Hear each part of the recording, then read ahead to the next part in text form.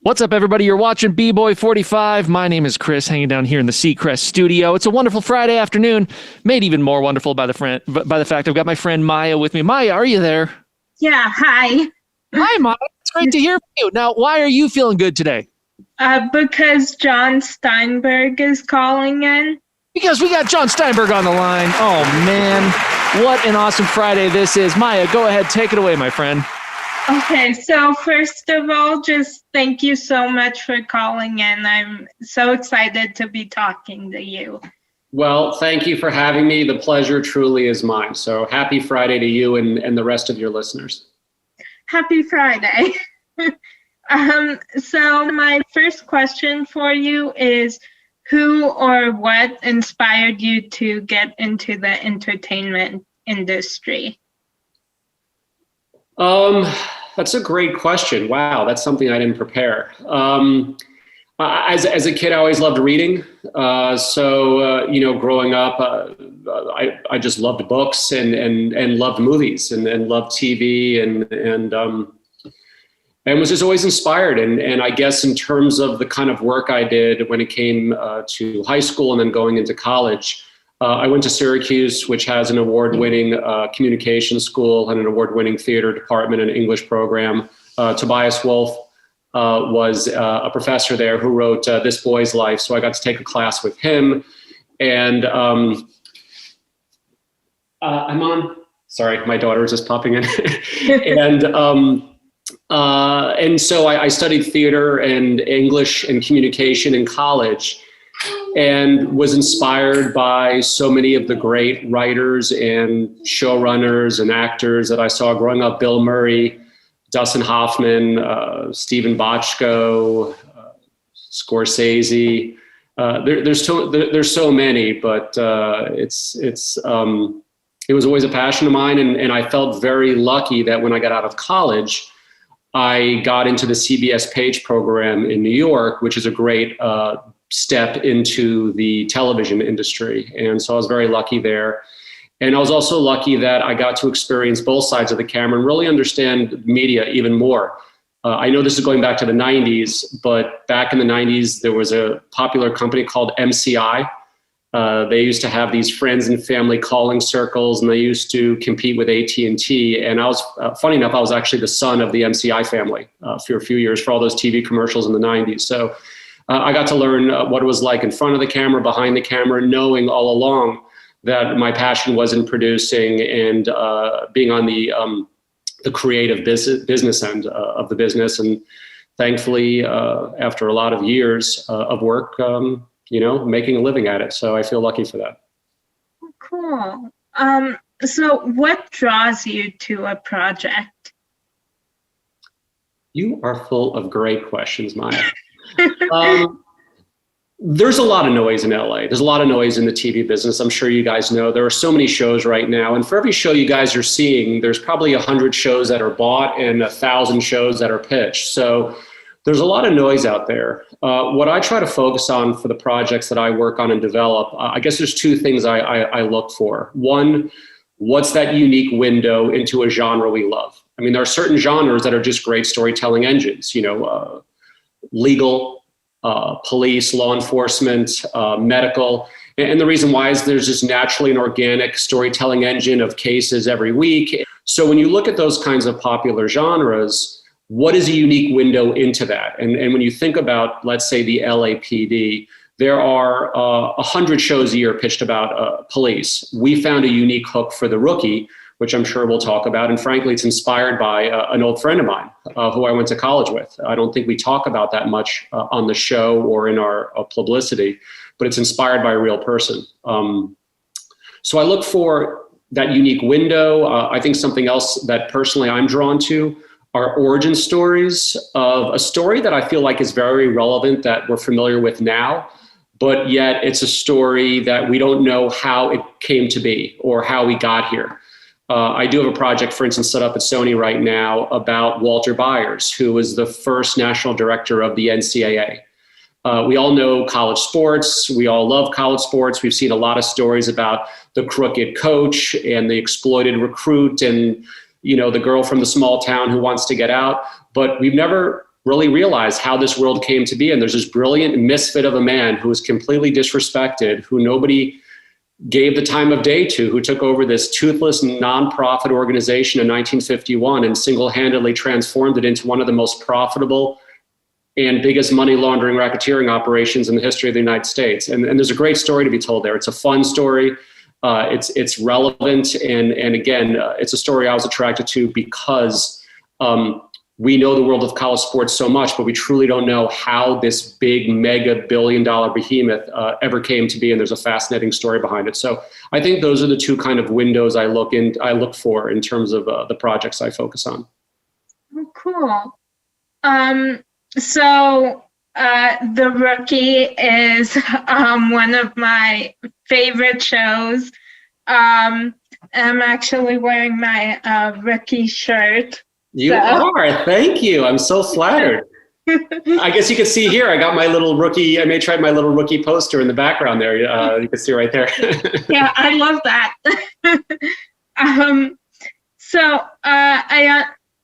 Like you said, I know that it's loosely based on your friend's true story. Why was it important to you to bring his story to life? You know, it's funny, Maya, and again, you're a great question asker. Thank you. As we grow up and as we go through life, I think we develop different kinds of friends in life. This is how I put it. You know, I have my own kind of view of the world. And I feel like for the friends that I made in my life, I put them in different departments, little kind of quadrants, right? I have my watch sports friends. These are the friends I watch sports with. When I was single, these were my friends I went out with to meet girls. When these are my travel friends. These are my heart-to-heart friends. And there was a certain kind of friend that I always had, the shirt off his back friend. The kind of friends that maybe they weren't the coolest kid in the room, but they were the most loyal. They were the best friends you could ask for. They always had your back. They would literally take their shirt off their back for you. And I think as we get older, speaking for myself, you come to appreciate those kind of friends more and more because you realize really what's important in life as you get older. And Bill, who is the real life Rookie, he was always one of those kinds of friends to me. He was always selfless. He always put other people's needs first. And again, I remember once when I was in DC, when I was living in New York, which I lived in most of my life until I moved out to LA to get into to work in entertainment. But living in New York, I remember I went down to DC to go to my brother's bachelor party, and he was up in New York visiting, and there was a huge snowstorm that came in, and he offered to drive down to DC to pick me up to drive me back to New York. I wouldn't even do that for myself. I'm like, Bill, it's okay. I'll take a train. But that's the kind of friend he is. He would truly do anything for you. And part of his story and part of this unique hook that we have for the show is inspired by the fact that he always put other people's needs before his own until he got to a point in life where he realized if he doesn't truly start living for himself and start realizing his own dreams, he never will. Life flies by quickly. And I thought it was a great story to tell. I think it's a heroic character. I think it's a character that is needed more than ever in law enforcement. And I think it's needed more than ever as a friend, especially, I guess, we're all sitting around right now isolated with COVID, obviously restrictions, and I fully support and believe in those restrictions, of course. But that said, when you realize the kind of friends that really have your back and really look out for you, you realize how special those kinds of friends are. And Bill was always that kind of friend for me. Oh, cool. So are some of the storylines from conversations that you guys actually had? Yeah, I mean, absolutely. Going back to the pilot, and I don't know if you're familiar with our pilot. I don't know if you're familiar with, or maybe if your viewers are as familiar with the pilot as you are, but there are a couple of interesting dynamics in the pilot that are inspired by Bill's real life story. First off, in real life, Bill was dating a fellow Rookie, but Bill happened to be 45 at the time and she happened to be 27, which is kind of a funny dynamic when you're born in the 70s and dating a woman who was born in the 90s. That was kind of a funny dynamic in terms of if you have some funny pop culture conversations, they never heard of Welcome Back Kotter or some of these funny shows that we grew up with that Bill and I know that perhaps she didn't. And so that dynamic of Nolan dating Lucy on the down low was inspired and taken from the fact that Bill in real life was secretly dating a fellow rookie of his who was almost 20, was basically 20 years younger than him. Another great story, and Bill was staying with my wife and I in our guest room while he was going through this expedited program to get into the academy, and then through the academy in his first few months on the force. Because I don't think a lot of viewers realize that not only is it inspired by a real person, but he's only a few months ahead of the show. Like, he was only about 6 months into being a rookie when we actually sold the show. So it's pretty fascinating of how much it mirrors his timeline. Of course, in the show, we've extended his rookie year past season 1. So what has been the biggest challenge of production during COVID? Obviously keeping the virus contained, preventing spread. I think one of the tricky things that a lot of people don't realize in TV production is it's not just the set and it's not just the series leads, it's the background, the background actors, the extras, we call them background. And it's difficult because suddenly you're exponentially growing the amount of bubbles and circles you're bringing into one confined space. And that becomes complicated. And our writing team has gone out of their way to write shows and write scenes that reduce the amount of background needed. And from a production standpoint, you also have to, when you have an under 5 or you have guest stars, you have to pay for them to quarantine. It's not like pre-COVID where you're paying somebody for, let's say, 3 days of work, you're paying them for 3 days of work. Now, suddenly you have to pay them for more than 3 days of work because you have to pay for them to quarantine before getting to set. So production costs go up. Obviously, testing costs go up. It definitely makes things complicated. And at the end of the day, even though we love our show and we love our audience and we love our team, the most important thing is people's health and safety first. And no matter how much a show you like, somebody's life is not expendable to make sure that happens. And so it's really also, we're obviously proud of the fact that we are back in production. We're not going to be able to realize the full season that we wanted to, pre-COVID, meaning that, obviously the first 2 seasons, we had 20 episodes. We're not going to get to 20 episodes this year, but we really have to make sure that people's health and safety comes first. And so we've always erred on the side of safety before trying to push the envelope to squeeze out more content than what's safe for the cast and crew. Yeah. So your blog, Check Their Fridge, is written under your alter ego, Jon Stonehill. And how did you come up with this idea? Great question. So I did not get married until I was around 40, 41. So I had a lot of relationships. And I also, in terms of my career, I started off post-college in television. And then I got out and did a lot of time working in commercials, getting to know the advertising space well, loving the advertising and the entrepreneurial space. And I actually left TV for about a decade and I got into the entrepreneurial space and loved it and learned more and more about brands and advertising. And even as a kid, funny enough, I would beg my grandmother to take me to the supermarket and just let me walk the aisles because I've always just loved brands and seeing all the brands on the shelves of these long aisles. And as I started dating in college, the first thing I would do when I started dating a girl is check her refrigerator, even if it was that small little dorm fridge in college. And I realized by looking at that fridge, I would learn so much about that person. I mean, even though it's kind of an old saying, nothing says more about who we are than what we eat and what we drink. And the reality is 95% of our dating and relationships revolve around eating and drinking. I mean, even speaking for my wife and I, we both work full time. Most people work full time now. And so 95% of the time we spend together is eating and drinking together because we're both working during the day.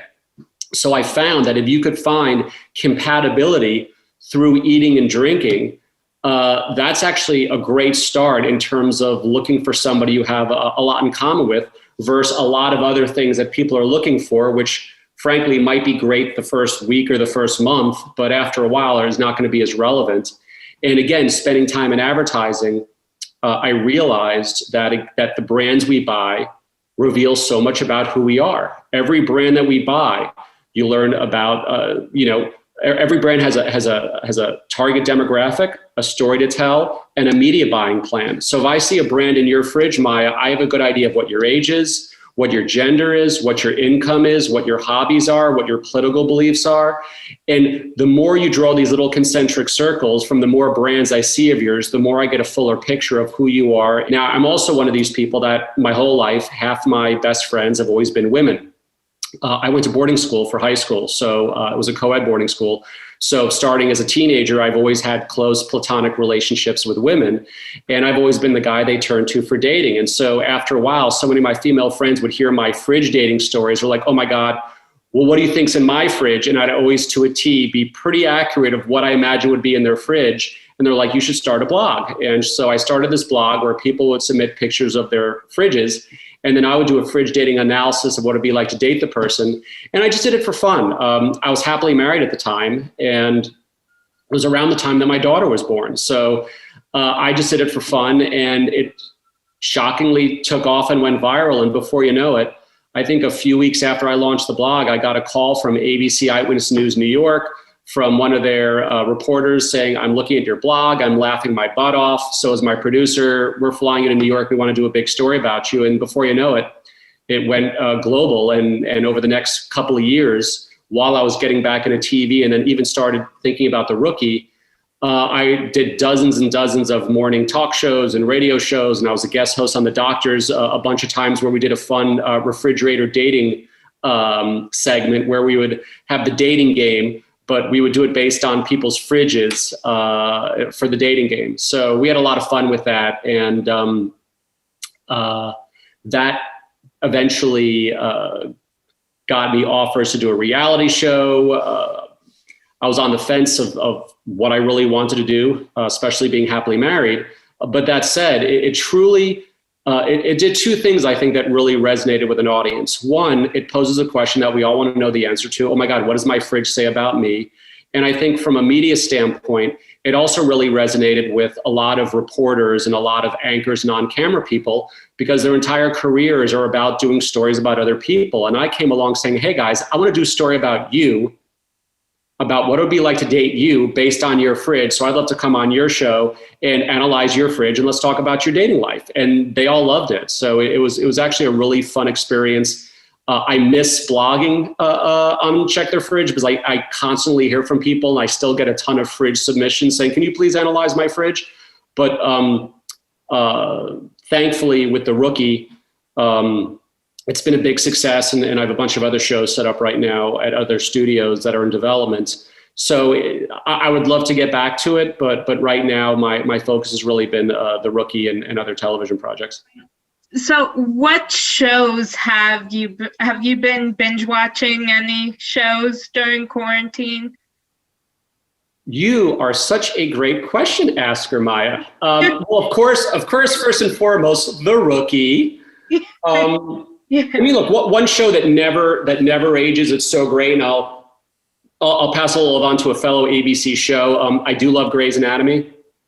I think that's a show that's always worth binge watching, especially from the beginning. In terms of shows that are more recent, I love Fargo on FX. If you guys haven't seen that, that's a great show. You can see that on Hulu. And funny enough, speaking of small world, the showrunner of Fargo is the twin brother of the showrunner of The Rookie, who I work with. So funny, small little world there. And it's also kind of fun to have my daughter in preschool here in LA because it's hard to avoid just all the talented people in town. And funny enough, my daughter was in preschool with one of the leads of Fargo, so that was kind of fun. But that's a great show.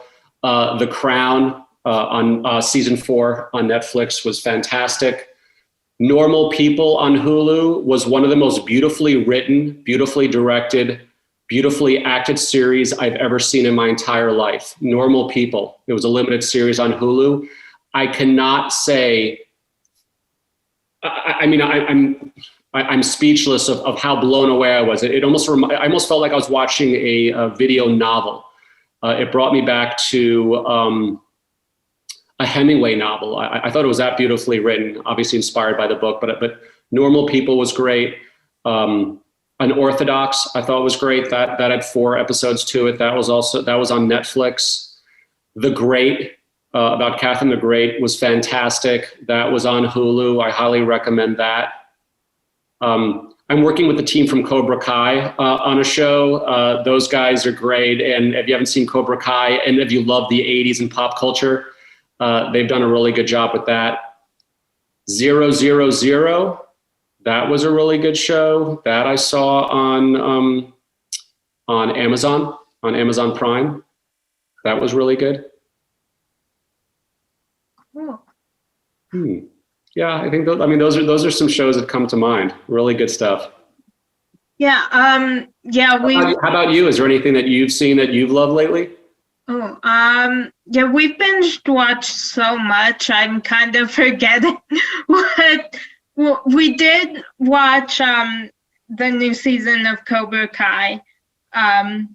We love that show. And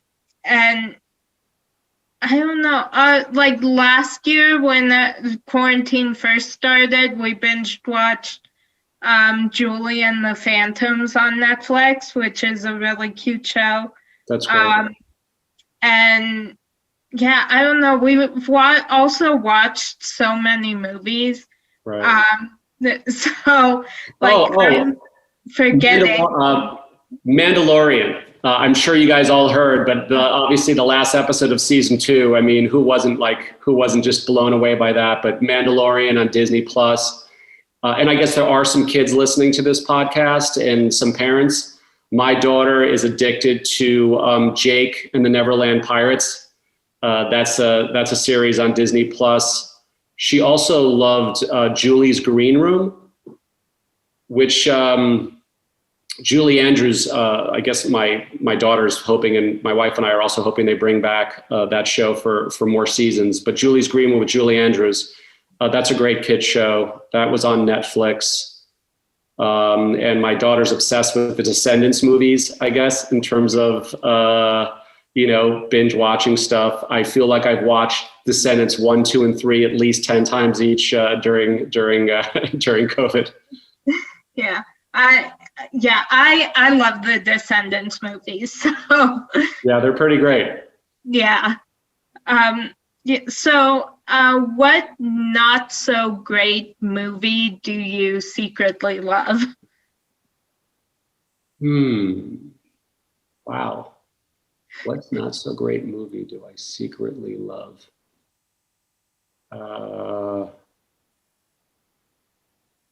It's funny. I mean, obviously I'm older than you, but there are so many movies I grew up with in the 80s that might not resonate as much today, but back then we just loved it. Meatballs, that movie was PG.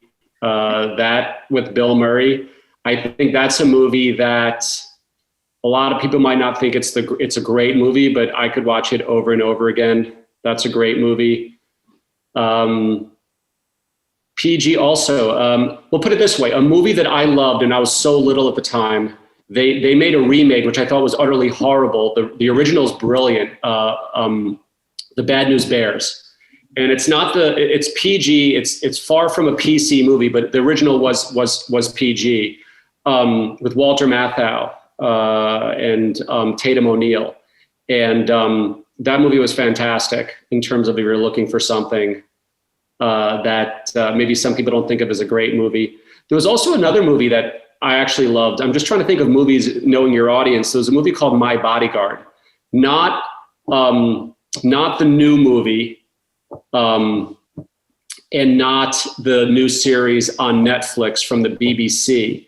But there was a movie with Chris McPeace and Matt Dillon, actually, from the late 70s, which was excellent. My Bodyguard. I'm sure you could probably stream that somewhere, but that's a movie also that I'm sure nobody ever talks about it anymore, but that's a movie I really remembered as a kid. Breaking Away. That's another movie also. I'm sure people are not like, oh my God, that's the best movie of all time, but that's a movie, if that movie's ever on, I could watch it over and over again. That's also a movie from when I was a kid that is just fantastic. Oh, cool. So is there a line from a movie, book, or song that's always stuck with you or inspires you?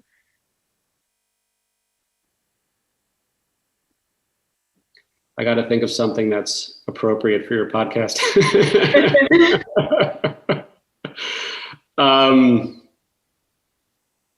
Line from a book or a movie.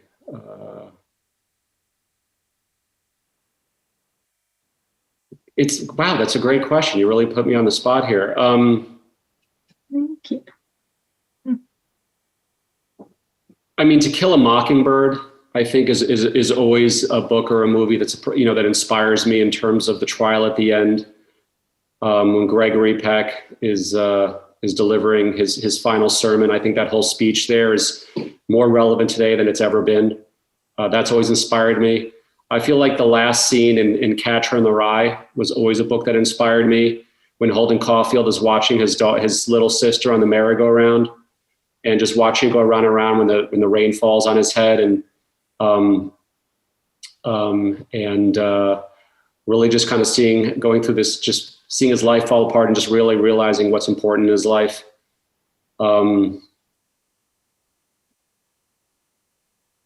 I love the ending of Shawshank Redemption. Get busy living. I guess that was always a line that stuck with me in terms of just a great lesson in life, and one of these all-time lines that stuck with me. And as funny as it sounds and as silly as it sounds, a line that I've always loved that I probably quote as much as anything is Matthew McConaughey in Dazed and Confused, when he goes, all right, and there's something I love about that line, because it's almost kind of like, let's just go with it. We're all good. Let's do it, and that's always stuck with me as well, I guess. Oh, cool. Yeah, I feel like I frequently reference shows and movies just in conversations. Like, I just quote them, and so yeah. So I when I'm talking to my mom or my sister, I'll just start randomly quoting a show or a movie. So yeah. It really is true. I mean, just so much of our conversations and our friendships are quoting pop culture or experiencing pop culture together, or sharing it. And I think, when I look back on my whole life, you remember so many of those lines, from use the force to the plane to so many of these lines that we had growing up. It's really amazing of how it sticks with us. And my wife sometimes makes fun of my buddies and I, because all we do is sit around and quote silly comedies and stuff, and have so much fun doing it. Oh, cool. So my last question for you is, who do you consider to be a real life superhero, and why? You are full of fantastic questions. Who do I consider to be a real life superhero, and why?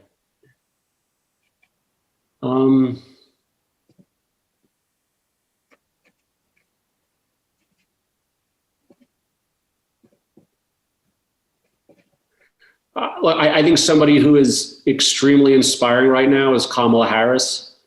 Yeah. And I think the reason why is, look, we're not here to talk politics. I personally happen to be very centrist. And I think that most things get done when we compromise and meet in the middle. I think there are a lot of people in this country that have drifted very far from the middle, and that's hurt our democracy. And I think that's hurt our our sense of community and our sense of love for each other. And I think that Kamala Harris has done a great job of not only achieving what no other woman has done before, and I think that's a great lesson. The fact that I have a daughter who's turning 6 next month. She happens to be a hero of my daughter, which means a lot to me.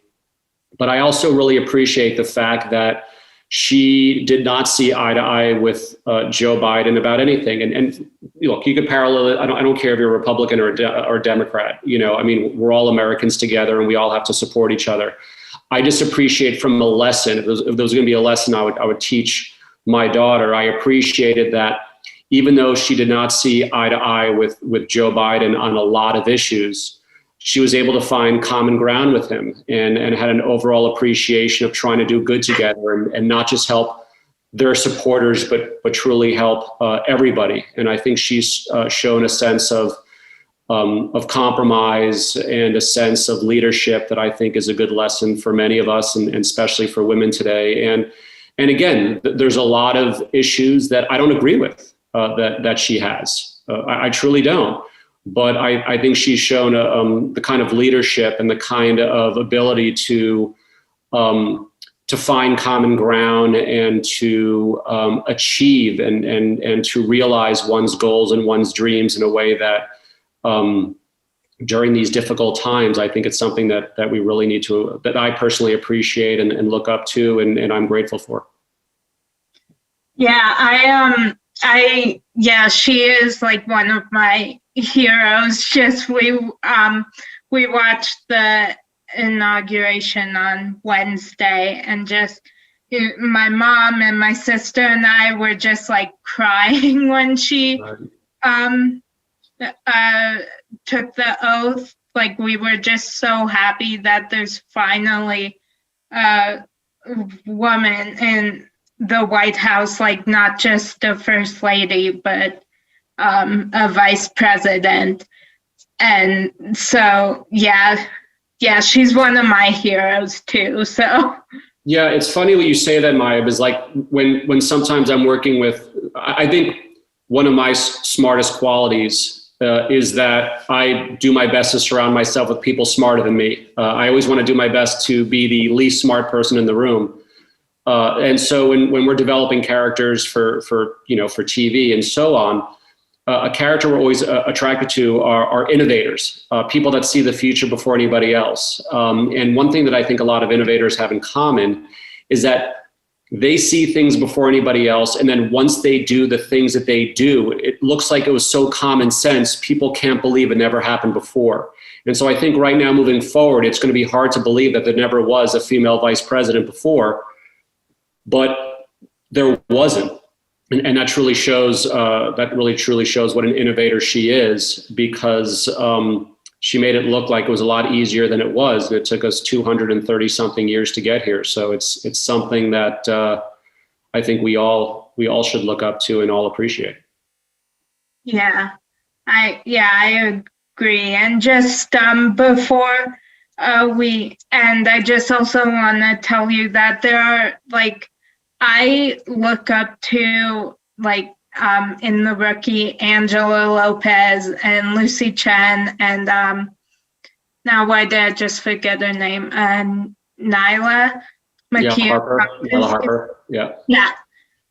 Thank you. I look up to all those women, not just the actresses, but their characters. So.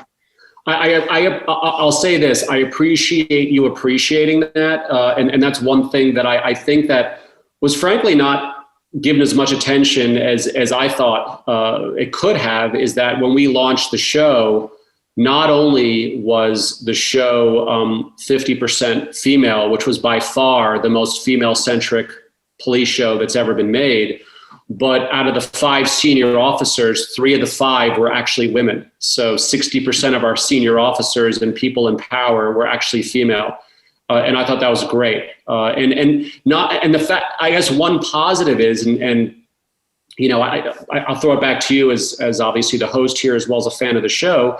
But I think one positive perhaps is that nobody really took note of that. Maybe because we did it in such an organic, realistic way that it didn't stick out. But frankly, there were decisions made to do that, and the decisions were purposeful, and we made those decisions in a way that we really wanted to see female protagonists in positions of power and authority and strength that other. And again, I'm fans of so many other police shows. I mean, Hill Street Blues, one of my all-time favorite shows of all time. I mean, there's hardly any female officers there. I mean, times have changed. So I'm not saying that other shows are, I'm not saying we're better. It just happens to be that that's something I am proud of, that we've gone out of our way to empower women and represent, while still, of course, representing our great male characters as well, and not isolating either one. Yeah. Well, thank you so much for calling in. I just had such a great time talking to you. So thank you so much. Well, thank you for having me, and would love to be back on anytime. So I appreciate it. I feel very lucky to be here. Thank you. Anytime you want to come back on, I'd love to have you. Thank you, Maya. Yeah. All right. Great talking to you, John. Have a great day. You too, guys. Thank you so much. Bye. Take care.